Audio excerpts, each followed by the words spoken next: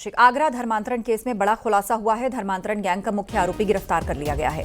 अब्दुल रहमान को दिल्ली से गिरफ्तार किया गया। फिरोजाबाद का रहने वाला था रहमान। अब्दुल रहमान ने 1990 में धर्मांतरण किया था। अब्दुल रहमान का धर्म परिवर्तन से पहले नाम था महेंद्र पाल सिंह। 2021 से पहले कलीम सिद्दीकी चलाता था पूरा गैंग। 2021 में कलीम सिद्दीकी को एटीएस ने अरेस्ट किया और कलीम के बाद पूरा सिंडिकेट अब अब्दुल रहमान चला रहा था। अब्दुल के चंगुल से छुड़ाई गई हिंदू लड़की और हिंदू लड़की का भी धर्मांतरण कराने वाला था अब्दुल रहमान। हरियाणा के रोहतक में लड़की की गुमशुदगी दर्ज कराई गई थी और गोवा से गिरफ्तार की गई आयशा ने भी पूछताछ में अब्दुल का ही नाम बताया। धर्म परिवर्तन की कई किताबें अब्दुल रहमान के पास से बरामद हुई हैं।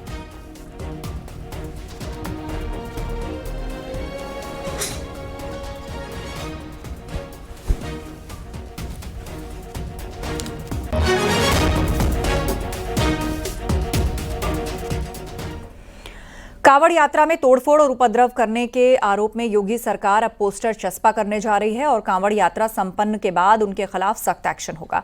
सीएम योगी ने साफ कहा कि सबके सीसीटीवी हैं जिन्होंने कांवड़ यात्रा को बदनाम करने की कोशिश की है। जो भी उपद्रवियों के वेश में छिपे हैं वो बेनकाब होंगे। सीएम योगी ने कहा, कांवड़ यात्रा में जहां उत्साह और उमंग है, श्रद्धा और भक्ति है, वहीं से बदनाम करने की साजिश हो रही है। सोशल मीडिया के साथ दूसरे तरीकों से भी धार्मिक यात्रा को बदनाम करने की कोशिश हो रही है। सीएम योगी ने कांवड़ियों से अपील की और कहा कि कांवड़ को खंडित करने वालों की जानकारी दें, खुद कानून हाथ में ना लें, प्रशासन को उसकी सूचना दे। हमें भी अपनी जिम्मेदारी समझनी होगी।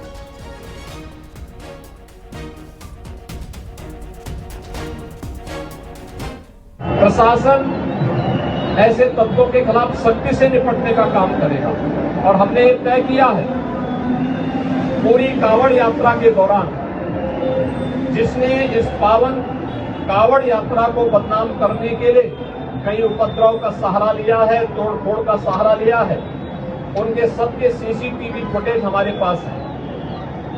हम लोग कांवड़ यात्रा सकुशल संपन्न होने के बाद उनके पोस्टर भी चस्पा करने वाले हैं, उनके खिलाफ बहुत सख्त कार्रवाई करने वाले हैं और मुझे लगता है कि इसमें सभी शिव भक्तों की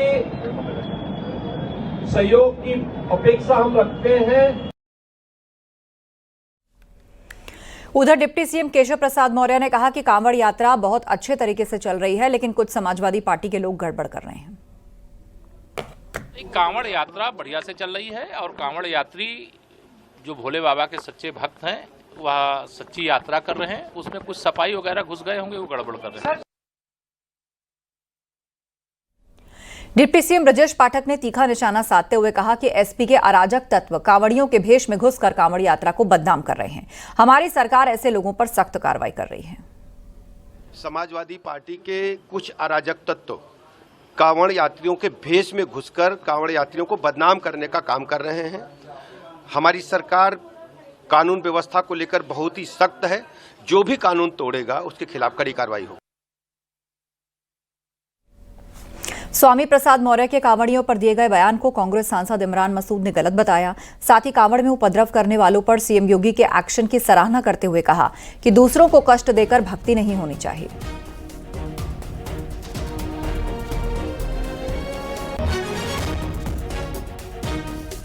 इस प्रकार की भाषा नहीं बोलनी चाहिए। जो कुछ लोग हो सकते हैं उसके अंदर उपद्रवी, लेकिन ये थोड़ी है कि उसके अंदर, वहाँ भक्ति के अंदर लोग आते हैं, भक्ति के लिए जाते हैं। इतने किलोमीटर पैदल चलते हैं तो भक्ति के लिए तो चलते हैं ना। सीएम योगी ने कल कांवड़ियों पे पुष्प वर्षा की और साथ ही उन्होंने कहा कि कांवड़ को बदनाम करने के लिए इसमें कुछ उपद्रवी तत्व शामिल हो रहे हैं। उनकी सीसीटीवी फुटेज सुरक्षित है।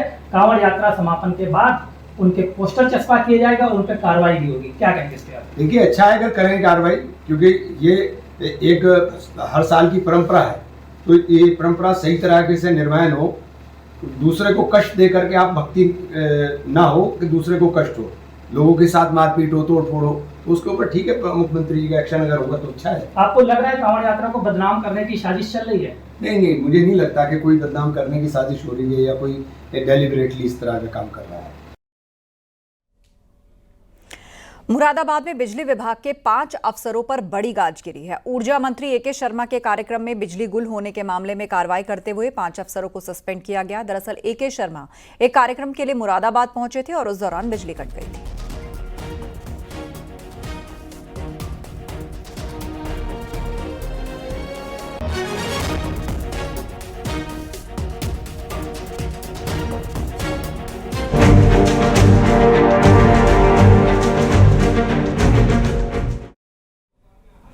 ऑपरेशन सिंदूर पर चर्चा की मांग को लेकर संसद में आज जमकर हंगामा होता दिखा। विपक्षी सांसदों ने चर्चा की मांग के साथ हंगामा किया। वहीं सरकार की ओर से कहा गया कि हम चर्चा के लिए तैयार हैं। इस बीच हंगामा तेज होता दिखा और जमकर वार पलटवार हुए।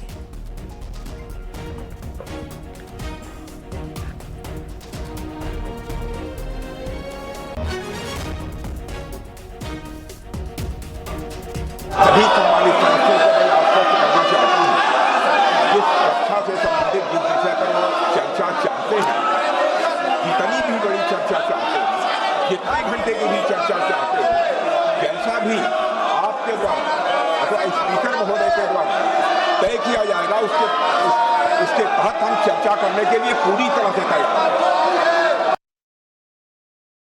हैं। इस हाउस के माध्यम से देश में कहीं यह संदेश नहीं जाना चाहिए कि सरकार पहलगाम और ऑपरेशन सिंदूर पर चर्चा नहीं चाहती। हम चर्चा करेंगे, हर तरीके से करेंगे और ऑपरेशन सिंदूर के सारी पॉइंट्स को देश और दुनिया के सामने रखा जाएगा। और मैं यह भी बताना चाहता हूं कि आज दिन तक आजादी के बाद इस तरीके का ऑपरेशन नहीं हुआ जो प्रधानमंत्री मोदी जी के नेतृत्व में हुआ है। You should know.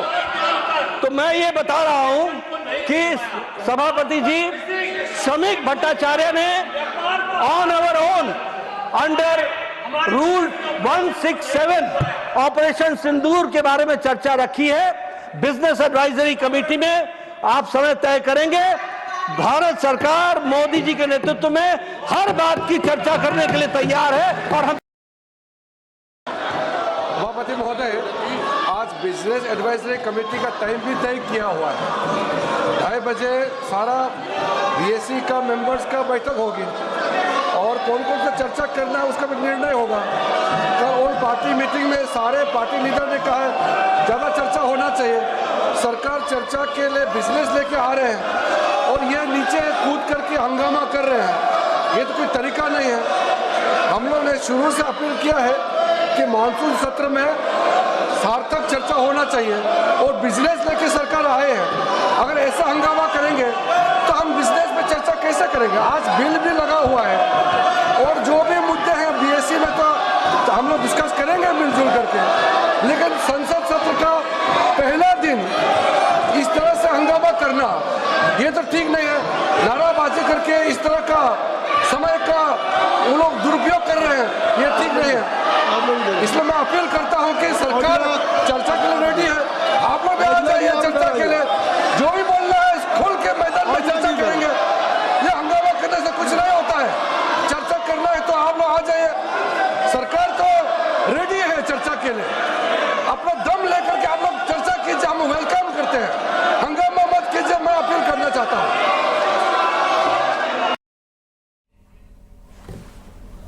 राज्यसभा में खड़गे ने पहलगाम आतंकी हमले को लेकर सवाल उठाया। और एक वरिष्ठ डिफेंस अटैची ने कुछ बेहद संवेदनशील खुलासे भी उन्होंने किए, जहां पर नहीं मैं सुनता हूं उनका। मेरा एक ही मिनट सुनिए। One minute please, only 1 minute मेरा सुनिए, उसके बाद उनको दीजिए प्लीज। सर, विषय ये है, इन विषयों पे मुझे विषय प्रश्न नहीं है। ये पहलगाम एंड ऑपरेशन सिंदूर के बारे में आपने जो दुनिया को बताया, हमको बताया, हिंदुस्तान के लोगों को बताया, उसकी बात कर रहा हूं। हमारे को इंफॉर्मेशन तो देना चाहिए। हमारे से तो आपने मदद ली। और दूसरी चीज सर, दूसरी चीज सर, अमेरिका के राष्ट्रपति ट्रंप 24 बार उन्होंने बाद में सफाई 24 बार उन्होंने कहा मेरे इंटरफियरेंस से मैं समझौता किया, तभी ये युद्ध थामा। ये युद्ध स्टॉप जो हुआ मेरे वजह से हुआ। पीएम मोदी ऑपरेशन सिंदूर पर बोले और उन्होंने कहा कि आतंकियों के आकाओं के घर में घुसकर उन्हें मारा। हमने 22 मिनट में ऑपरेशन सिंदूर के तहत आतंकी ठिकानों को जमींदोज किया। ऑपरेशन सिंदूर के तहत भारत की सेना ने जो टारगेट तय किया था वो 100% हासिल किया। इसमें मेड इन इंडिया सैन्य शक्ति का नया रूप दिखा। मेड इन इंडिया हथियारों की डिमांड बढ़ी। ये मॉनसून सत्र एक विजयोत्सव है। पूरी दुनिया ने भारत की सैन्य शक्ति का, भारत के सैन्य के सामर्थ्य का रूप देखा है। ऑपरेशन सिंदूर में भारत की सेना ने जो लक्ष्य निर्धारित किया था 100% अचीव किया। आतंकियों के आकाओं के घर में जाकर के 22 मिनट के भीतर भीतर ऑपरेशन सिंदूर के तहत उसको जमींदोज कर दिया गया। और मैंने बिहार की एक कार्यक्रम में इसकी घोषणा की थी, जो हमारी सैन्य शक्ति ने बहुत ही कम समय में सिद्ध करके दिखा दिया। पीएम मोदी ने पहलगाम आतंकी हमले पर कहा कि पहलगाम नरसंहार को पूरी दुनिया ने देखा। नरसंहार से पूरी दुनिया चौंक उठी थी। उस वक्त दल हित छोड़कर देश हित में हमारे ज्यादातर दलों के प्रतिनिधियों ने विदेशों में जाकर दुनिया के सामने आतंकियों के आका पाकिस्तान को बेनकाब करने का काम किया। क्रूर हत्या, अत्याचार, नरसंहार, पूरी दुनिया चौंक उठी थी। आतंकवादी और आतंकवादी के आके दुनिया का ध्यान उनकी तरफ केंद्रित हुआ था।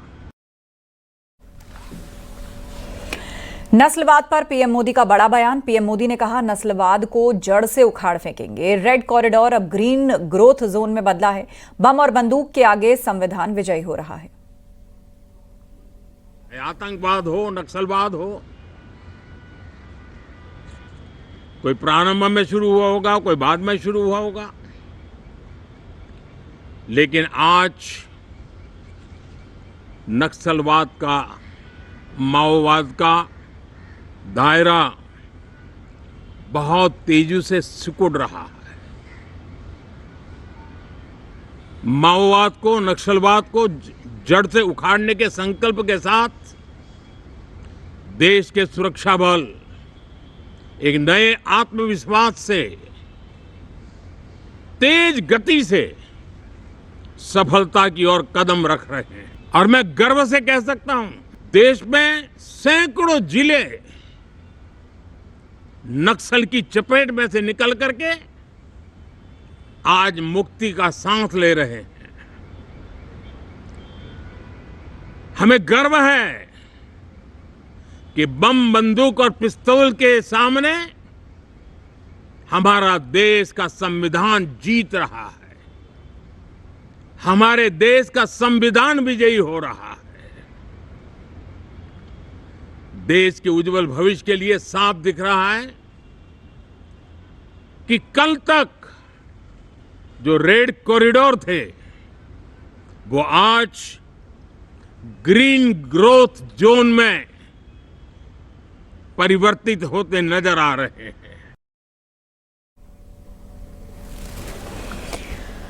वहीं राहुल गांधी ने सदन के बाहर चर्चा पर हंगामे को लेकर कहा कि मुझे सदन में बोलने ही नहीं दिया जाता। मुझे बोलने के लिए 2 मिनट का भी वक्त नहीं दिया जाता। सरकार अपना पक्ष रखती है, लेकिन विपक्ष को उसकी अनुमति नहीं मिलती।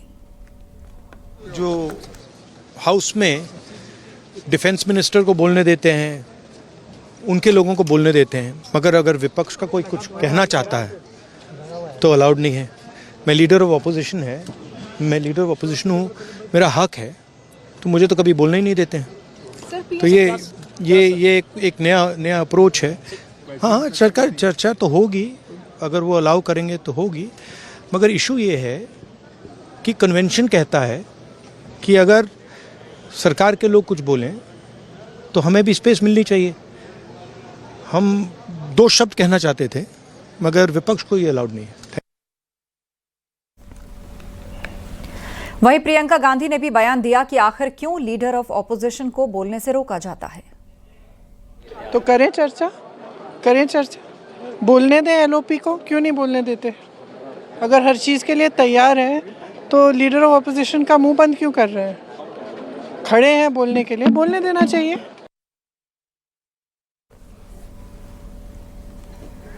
वहीं डिंपल यादव ने कहा कि सत्र के दौरान चर्चा होनी चाहिए, आखिर कैसे जम्मू कश्मीर में इंटेलिजेंस फेल्योर हुआ। हमारे भारत के लोगों ने जान गंवाई है पहलगाम वाले इंसिडेंट्स में, और सबसे पहले तो जहां हमें श्रद्धांजलि देनी चाहिए और सभी परिवार वालों के साथ जहां हम खड़े हैं, वही हम चाहते हैं कि पार्लियामेंट में डिस्कशन हो कि कहीं ना कहीं इंटेलिजेंस फेलियर जो हुआ है और जो इतनी सारी टूरिस्ट लोगों ने जो अपनी गायन। वहीं ओपी राजभर ने कहा कि सरकार हमेशा चर्चा के लिए तैयार है, लेकिन विपक्ष को नियमों के मुताबिक आगे बढ़ना चाहिए। देखिए, सदन चर्चा के लिए ही बना है।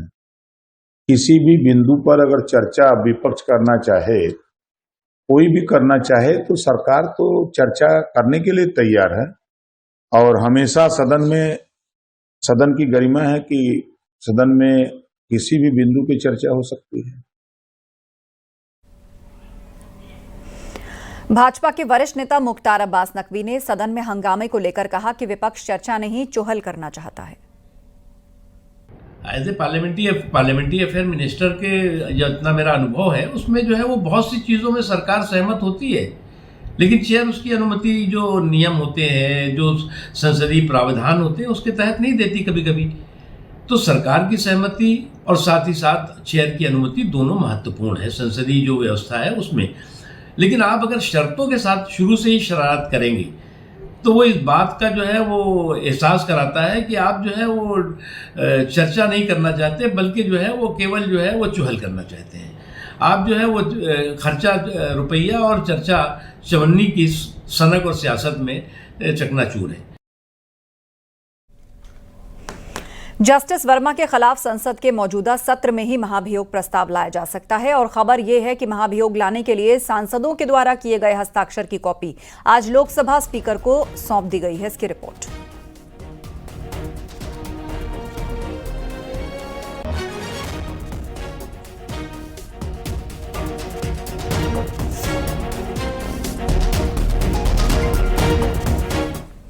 योगी सरकार जीरो पॉवर्टी अभियान के तहत राज्य में चिन्हित गरीब परिवारों के सदस्यों को विकास कार्यक्रम से जोड़ने के साथ साथ उन्हें राष्ट्रीय और अंतर्राष्ट्रीय स्तर की कंपनियों में रोजगार भी दिलवाएगी। जीरो पॉवर्टी अभियान के तहत चिन्हित परिवारों के मुखिया को कौशल कार्यक्रम से जोड़ा जाएगा, फिर उन्हें अलग अलग कंपनी से जोड़ा जाएगा, और इसके तहत घर के मुखिया को 18,400 रुपए वेतन मिलेगा, और फर्स्ट फेज में 300 परिवारों को स्किल ट्रेनिंग देने की योजना है।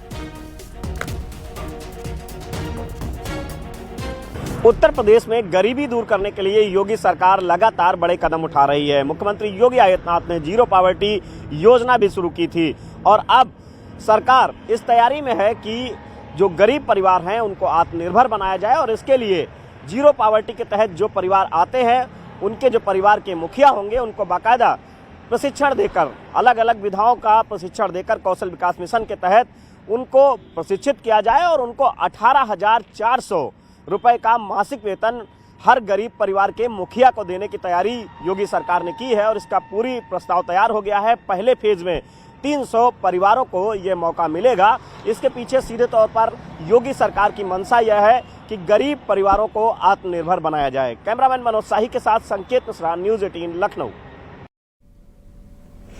सांसद इकरा हसन पर विवादित बयानबाजी करने वाले करनी सेना नेता के खिलाफ आक्रोश बढ़ता जा रहा है। समाजवादी पार्टी के विधायक इकबाल महमूद ने करनी सेना नेता पर तीखा पलटवार किया। उन्होंने करनी सेना के उपाध्यक्ष योगेंद्र सिंह राणा पर तल्ख तेवर दिखाते हुए कहा कि ऐसे लोगों की जगह जेल में है, और योगेंद्र सिंह राणा ने एसपी सांसद इकरा हसन को लेकर अभद्र टिप्पणी की थी।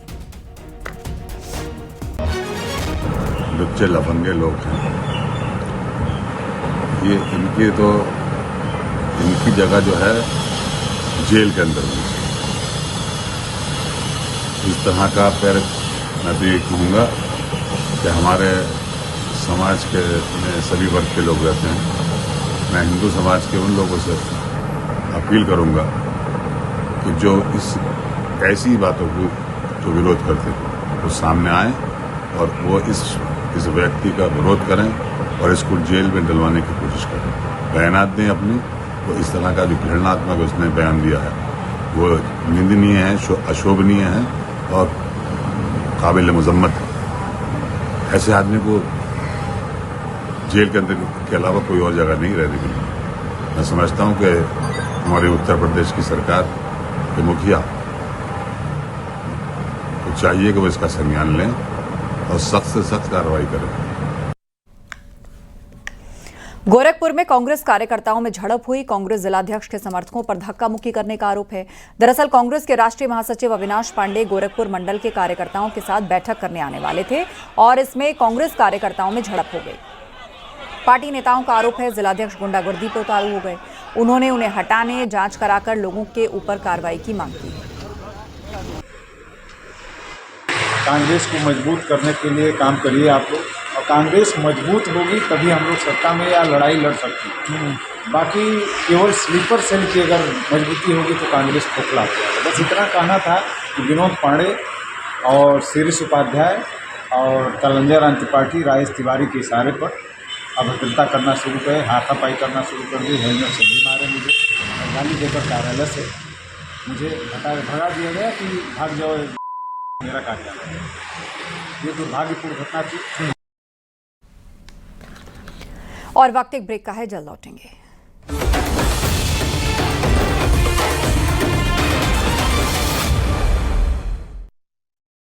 पेट सपा। आप देख रहे हैं न्यूज़ 18 उत्तर प्रदेश उत्तराखंड।